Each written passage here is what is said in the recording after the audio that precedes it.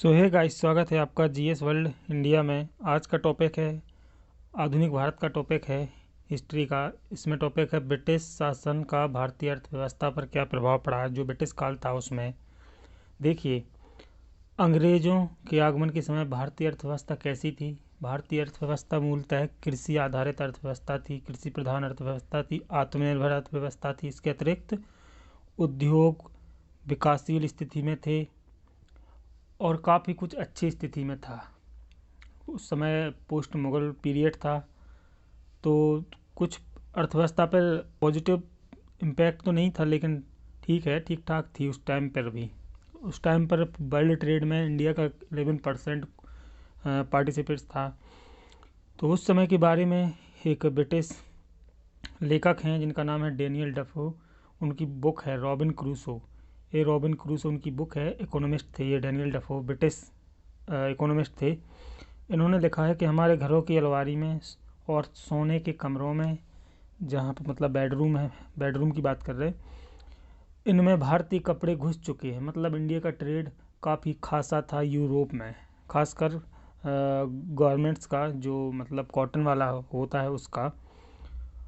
तो ये एक मतलब सूचक है कि कितनी में उस पे थी, उच्चतर व्यवस्था थी ट्रेड की उस टाइम पर।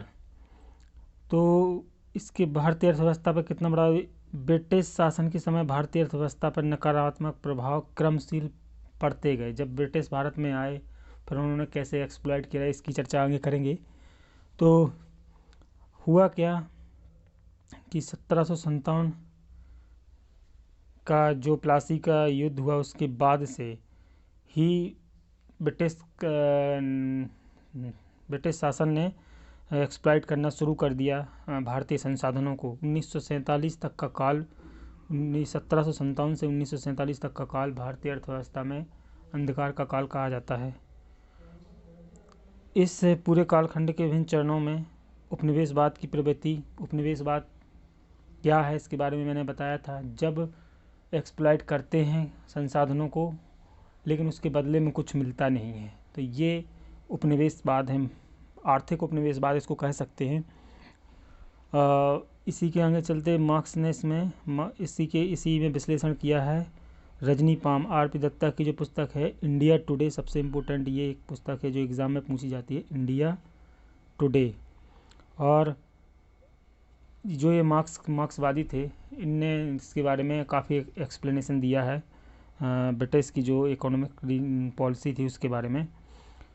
इसमें देखिए कुछ चरण हैं। वाणिज्यिक पूंजीवाद का चरण शुरुआत में क्या हुआ, 1757 से 1813 के बीच में एकाधिकार स्थापित करना चाहते थे ब्रिटिश चाहते थे कि भारत में सिर्फ यूरोपीय देश थे, जितने पुर्तगीज़ थे, फ्रांसीसी थे, जो भी थे, उनमें सिर्फ हमारा डोमिनेंस रहे इंडिया में। इसी के चलते उन्होंने भारत में अच्छा खासा मुनाफा कमाने लगे। 1765 में बंगाल में द्वंद्व शासन की स्थापना हुई और इसी के बाद से उन्होंने उद्योग लगाना शुरू कर दिए। और इसी के संदर्भ में, इसी काल के संदर्भ में के.एम. पणिकर जो एक भारतीय विचारक थे, उन्होंने कहा डाकू राज्य की संज्ञा दी। और पारसी वेल्सफेयर ने इसको खुली और बेशर्मी की लूट का काल कहा। देखिए होता ये था ना कि ये इंडिया के जो प्रोविंस थे, जो छोटे और बड़े राज्य थे, क्योंकि सम्राट तो दिल्ली में था, छोटे राज्य से अवध हो गया, बड़े राज्य से बंगाल हो गया, हैदराबाद हो गया, ये बड़े राज्य थे। इन्होंने इन पर आक्रमण किया, कब्जा किया और इनसे कर वसूलने का अधिकार ले लिया। तो ये सीधे डायरेक्ट टैक्स को वसूलने लगे, तो इसी को एकाधिकार कहा जाता है। इसके बाद में आया औद्योगिक पूंजीवाद या मुक्त व्यापार की नीति का काल।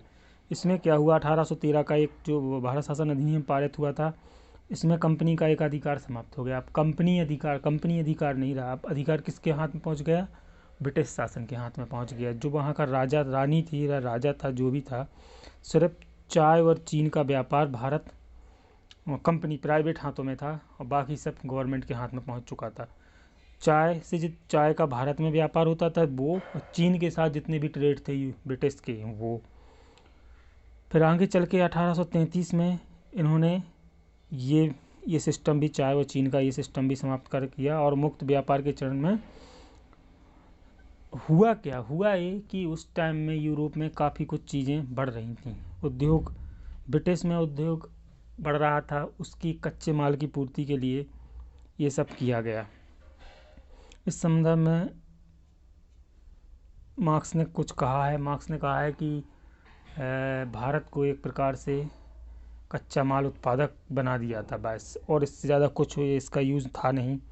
फिर आता है वित्तीय पूंजीवाद या विदेशी पूंजी निवेश का काल। इसमें क्या हुआ, जो वहाँ के बिजनेसमैन थे या वहाँ का जो भी लोग थे वो इन्वेस्ट करने के लिए थ्रू ऑफ गवर्नमेंट के थ्रू इन्वेस्ट किया। जैसे रेलवे में इन्वेस्ट किया और भी कई चीज़ों में इन्वेस्ट किया, इंडस्ट्री लगाई, कुछ कपड़े की मिल लगाई, कागज़ की मिल लगाई, उसमें इन्वेस्ट किया। तो ये इसमें भारत में पूंजी निवेश करना शुरू कर दिया कि ब्रिटिश साम्राज्यवादी नियंत्रण विस्तारित चिरस्थायी बनाना था। इसका उद्देश्य था कि सीधा अगर ब्रिटिश इंडस्ट्रियलाइजेशन थोड़ा सा इंडिया में करेंगे और उसमें इन्वेस्ट करेंगे, यहीं के कच्चे माल को एक्सप्लोर करेंगे, यहीं के मार्केट को यूज़ करेंगे सेल करने के लिए, तो उन्हें वहाँ से लाने के लिए प्रॉब्लम नहीं होगी। ठीक है, थोड़ा बहुत रोज़गार बढ़ेगा, लेकिन इसका ये मतलब नहीं है कि इंडिया की इकोनॉमी में उसका पार्टिसिपेट ज़्यादा होगा कुछ। इसी प्रक्रिया में देखो रेल भी चलाई गई 1853 में, जो मुंबई और थाने के बीच में चलाई गई थी। और अवध कमर्शियल बैंक भी इसी टाइम में। देखो बैंकिंग सेक्टर में, एजुकेशन सेक्टर को छोड़ के बैंकिंग सेक्टर और मैन्युफैक्चरिंग इंडस्ट्री, इन सब चीज़ों में इन्वेस्टमेंट शुरू हो गया। तो ये 3 चरण थे, ये काफ़ी इम्पोर्टेंट है एग्ज़ाम के लिए। अब देखते हैं कि उनका कृषि क्षेत्र पर क्या प्रभाव पड़ा। कृषि पे प्रभाव पड़ा, कृषि उस समय सबसे राजस्व का सबसे बड़ा माध्यम था। क्या? भू राजस्व। जो ब्रिटिश को राजस्व मिलता था, जो ब्रिटिश को कर मिलता था, टैक्सेशन होता था, वो था लैंड का। ओनली लैंड टैक्सेशन सबसे ज़्यादा माना जाता था। तो इसमें उन्होंने क्या किया, सिस्टम बनाए 3 प्रकार के सिस्टम बनाए। एक बनाया स्थायी बंदोबस्त, एक रैयतवाड़ी, एक महलवाड़ी। तो स्थायी बंदोबस्त इसे कहा जाता था इस्तेमारी बंदोबस्त या जमींदारी व्यवस्था। जमींदारी व्यवस्था एग्जैक्टली कन्फर्म टाइम है, तो इसमें कंफ्यूज मत होइएगा, एग्जाम में आएगा। स्थायी बंदोबस्त और जमींदारी बंदोबस्त एक ही चीज़ है। इसको लाया कौन था? कॉर्नवालिस। पहला एक क्वेश्चन ये आ सकता है कि किसके कार्यकाल में ये लागू हुआ था स्थायी बंदोबस्त, तो कॉर्नवालिस की। और कहाँ लागू हुआ? तो बंगाल उड़ीसा वाला जो एरिया है, जिसको कहा जाता है ईस्टर्न कोस्टल एरिया, उस एरिया में लागू हुआ था। इसकी पुरानी पृष्ठभूमि यही थी। 1765 ईस्वी में क्षेत्र में दीवानी प्राप्त, नायब दीवानी। इसमें क्या हुआ था, ये थोड़ा सा मैच करता था मुग़लों से, और जो दीवान हुआ करते थे उस समय में, उन्हीं को पावर दे दिया ब्रिटिशर्स ने। तो इसी क्रम में बिहार दे दी, बंगाल में मोहम्मद रजा खान को, बिहार में राजा सिताब राय को वसूली का अधिकार दे दिया कि तुम वसूलो और हमें दो। और बस इतना नॉर्मल सा कॉन्सेप्ट है इसमें। इसके जब 1772 में जब बोरिंग होस्टिन द्वारा द्वंद्व शासन की समाप्ति हुई, तो पुनः प्रयोग हेतु नायब दीवान के पद समाप्त करके राजस्व व्यवस्था संचालन हेतु बोर्ड ऑफ रेवेन्यू की स्थापना की गई। फिर बाद में दीवान के पद समाप्त कर दिए, बोर्ड ऑफ रेवेन्यू डायरेक्ट जो होते थे, उनके अधिकारी उनके थ्रू टैक्सेशन लेते थे, सीधे गवर्नर द्वारा नियंत्रित होते थे। और इसमें होता क्या था, अगर टैक्स न देने पर सार्वजनिक ज़मीन की नीलामी कर दी जाती थी ठेके पर वसूली के बाद। प्रारंभ में यह व्यवस्था 5 वर्ष के लिए थी, जो बाद में 1 वर्ष कर दी गई। और ठेके की व्यवस्था 1790 तक चलती थी। जो ठेका देते थे वो 5 वर्ष के लिए देते थे पहले, कि तुम 5 वर्ष तक उगाओ, फिर उसके बाद देखा जाएगा। लेकिन फिर वो 1 वर्ष कर दिया गया। बोरिंग होस्टिन ने भू राजस्व संबंधी विभिन्न जानकारियाँ प्राप्त करने के लिए अमीनी कमीशन आप याद रखिएगा, ये भू राजस्व से संबंधित है।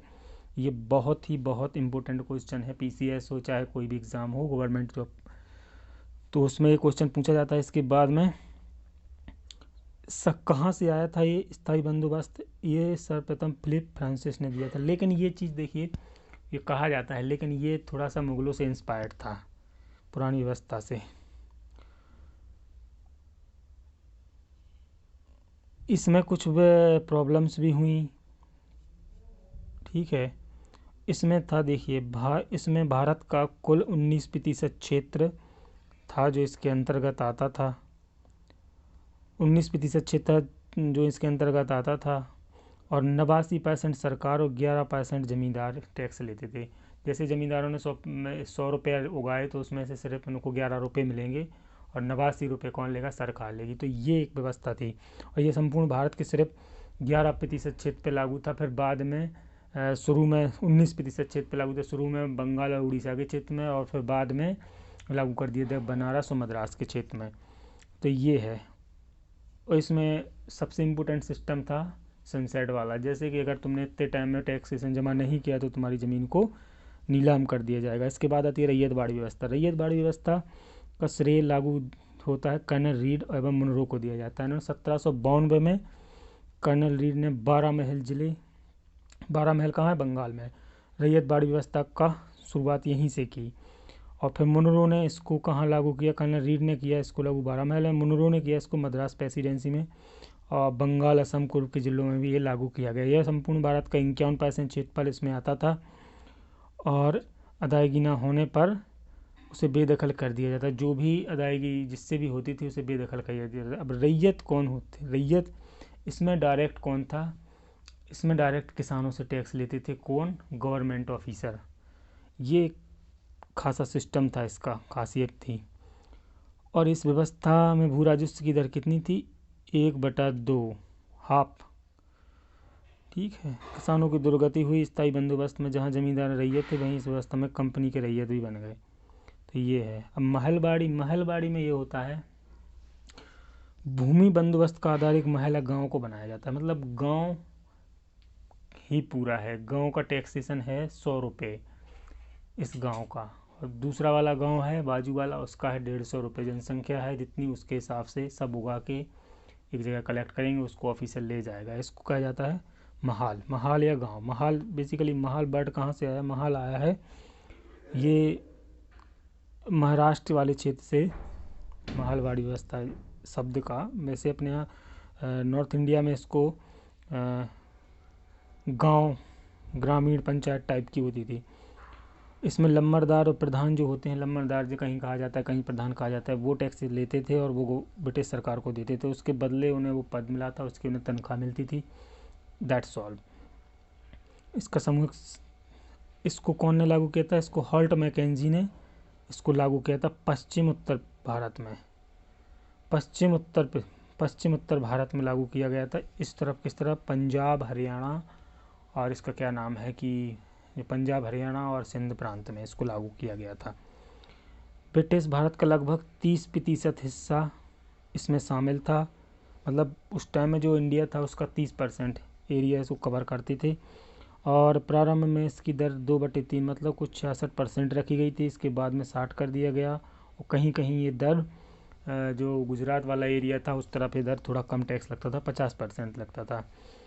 तो ये तीनों व्यवस्थाएं हो गई। इनसे अच्छे खासे क्वेश्चन आते हैं। इनसे याद रखना है कि कौन ने लागू किया, किस क्षेत्र में लागू किया, कितने % टैक्सेशन था, कितने % लैंड पे लागू था, टोटल एरिया जो इंडिया का एरिया था उसमें। ठीक है। इसके बाद आते हैं कृषि का वाणिज्यीकरण क्यों किया गया। देखिए ये सिंपल सा कॉन्सेप्ट है। कृषि का वाणिज्यीकरण का अर्थ होता है कृषि को बाजार उन्मुख बनाना, बाजार के हिसाब से कृषि को बनाना। अगर दुनिया में मांग है नील की तो नील उगाओ, अफीम की तो अफीम उगाओ, जिस चीज़ की मांग है उसकी खेती करो। That's all. तो ये इसके बाद में इसका मूल उद्देश्य ऐसी फसलों का उत्पादन करना था जो इंग्लैंड में की पूर्ति कर सकें, इंग्लैंड के इंडस्ट्रियलाइजेशन की पूर्ति कर सकें। ठीक है। तो इसमें अमेरिका, कारण क्या था? इसमें कारण 2 इम्पोर्टेंट कारण थे। एक इम्पोर्टेंट कारण था कि ब्रिटिश में औद्योगिक क्रांति आ चुकी थी। दूसरा इम्पोर्टेंट कारण था ब्रिटिश युद्ध में हार चुका था। किससे? अमेरिका से। अमेरिका से बाहर निकल चुका था। तो इस वजह से उन्होंने कॉटन हो गया, नील हो गया, अफीम हो गया, सोरा हो गया, सोरा जिसका विस्फोटक बनाया जाता है, उसके लिए ये कहाँ पर निर्भर हो गए? इंडिया पर निर्भर हो गए। तो ये इसी के बाद में भारत में अकाल पड़े। तो अब इसके बाद में हम अकालों पर डिस्कस करेंगे। देखिए, पहला अकाल 1769 में बंगाल में पड़ा। इसमें इसी के कारण 1770 का सन्यासी विद्रोह, ये बिल्कुल आप याद रखिएगा। सन्यासी विद्रोह 1717 में पढ़ने के क्या कारण थे, कब पढ़ा, कहाँ से पता चला? ये पता चला था सन्यासी विद्रोह की चर्चा बंकिम चंद्र चट्टोपाध्याय के आनंद मठ में मिलती, जहाँ से वंदे मातरम लिया गया है, वही आनंद मठ। 19वीं सदी का सबसे बड़ा अकाल 1876 में पड़ा, जिसमें 50 लाख से ज़्यादा लोगों की जान गई। प्रारंभ में इनका क्षेत्र उत्तर प्रदेश और बंगाल का एरिया था, लेकिन फिर बाद में पूरे भारत में फैल गया। आज़ादी के पूर्व 1942 में अकाल पड़ा, जिसमें 30 लाख लोग मारे गए। तो ये कुछ इम्पोर्टेंट अकाल हैं। कर्नल ब्रिगेड समिति ये है, लॉर्ड कैनिंग के टाइम में बनी थी, जो अकाल से संबंधित है। और इसके बाद में 1866 में कैंपबेल समिति बनी, लॉर्ड लॉरेंस उस टाइम पे गवर्नर थे। फिर 1880 में स्ट्रेची आयोग आया, जो व्यवस्थित आयोग था। इसने 1 करोड़ बजट में मांग करी कि 1 करोड़ रुपया इसको फिक्स किया जाए, कभी भी कोई भी पैंडेमिक होता है या फिर कोई भी फेमिन होता है जिसको अकाल कहते हैं, तो उसके लिए 1900 में लॉर्ड कर्जन द्वारा गठित किया गया अकाल आयोग, जिसको कहा जाता है मैकडोनाल्ड। ठीक है, मैकडोनाल्ड भी याद रखिएगा, वो भी अकाल से संबंधित है। धन निष्कासन का सिद्धांत क्या है? धन या संपत्ति का निष्कासन है भारत से भेजा गया धन जिसके बदले भारत में कोई भी लाभ नहीं होता है। इससे और निर्धनता बढ़ती है, अकालों प्रवृत्ति बढ़ती है, महामारी फैलती हैं, लेकिन भारत में उसका कोई पॉजिटिव यूज नहीं होता है। सर्वप्रथम 1867 में दादा भाई नौरोजी ने इसका सिद्धांत दिया। उन्होंने एक आर्टिकल लिखा, इंग्लैंड डेब्ट to India, poverty and British rule India. उनकी जो बुक है, ये बुक सबसे इम्पोर्टेंट है, इसको आप याद रखिएगा। इसमें एक प्रकाशित किया अपना एक आर्टिकल, इंग्लैंड डेब्ट टू इंडिया, ये आर्टिकल है और ये बुक का नाम है। लिखने वाले कौन है? Dadabhai Naoroji, grand old man of India. उन्होंने बताया था कि 20 रुपये है प्रति बरस आय, इंडिया में 20 रुपये थी। और आगे चलकर रमेश चंद्र दत्त ने अपनी पुस्तक the economic history of India में धन के निष्कासन के सिद्धांत की व्याख्या की। और 1896 में गोखले ने भारत खर्च पर बनाई रॉयल कमीशन के समक्ष अपनी गवाही दी। रॉयल कमीशन किस लिए बना था? भारत में कितना खर्च होता है। ये मेनली था, ये संबंधित है किससे? बजट से संबंधित है, इतना आप याद रखिएगा। और इंग्लैंड डेब्ट टू इंडिया आर्टिकल, ये book poverty and British rule India, और ये वाली बुक सबसे इम्पोर्टेंट है, रमेश चंद्र दत्त की book the economic history of India, जो एग्जाम में पूछी जा सकती है। रॉयल कमीशन की समक्ष गवाही किसने दी थी? गोखले ने। और मार्क्स ने इसको कहा ब्लीडिंग प्रोसेस कहा। जून सुलीवन ने कहा कि ये स्पंज की तरह काम करती है, मतलब कि यहाँ से ले जाएगी और वहाँ से उसको निचोड़ देगी। ये स्पंज का मतलब होता है। अब आते हैं रेलवे का विकास। रेलवे का विकास कैसे हुआ? भारत में रेलवे का विकास आर्थिक विकास से प्रेरित ना होकर ब्रिटिश सैन्य व्यवस्था से प्रेरित था। इसके 3 चरण दिखाई देते हैं। पहला चरण था 1850 में, पुरानी गारंटी प्रणाली। इसके तहत रेल मार्गों का निर्माण निजी कंपनियों की देखरेख पर होता था।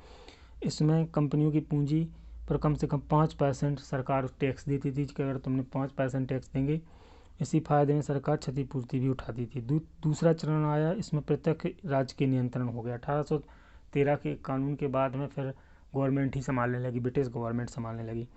इसमें रेल मार्गों की आपूर्ति के लिए कर की सीमा 4% थी। इसमें इंडिया से ही उन्होंने 4% टैक्स लगा के, मतलब जो टैक्सेशन कलेक्ट होता था उसमें से 4% इन्वेस्ट किया किसमें? इसमें रेलवे में 1869 के टाइम में। और थर्ड स्टेज आई 1882 की। इसको कहा जाता है गारंटी प्रणाली, जो इसी का पुराना जो वाला था गारंटी प्रणाली। तृतीय चरण में गारंटी प्रणाली जो पहले के संशोधित रूप था, जो पहली वाली प्रणाली थी 1850 की, उसी में। इसमें 3.5 ब्याज की गारंटी दी गई। रेल मार्ग का तेजी से विकास इसी के टाइम में हुआ। मार्क्स ने रेल व्यवस्था को आधुनिक उद्योग विकास का अग्रदूत कहा। तिलक ने कहा कि भारत में रेल की उपयोगिता नहीं है और एक दूसरे की पत्नी को सजाने जैसा है, वगैरह वगैरह, बहुमुखी रोग के समान है, ये सब कहा। देखिए, ये इसमें से काफ़ी क्वेश्चन कवर होते हैं। आप किसी भी एग्ज़ाम में 1 से 2 क्वेश्चन ज़रूर आते हैं, इसमें से 100% आते हैं। तो थैंक्स फॉर वॉचिंग। अगर वीडियो पसंद आए तो सब्सक्राइब करें और आगे ऐसे वीडियो के लिए बेल आइकन को ऑन करें। Thanks for watching and God bless you all.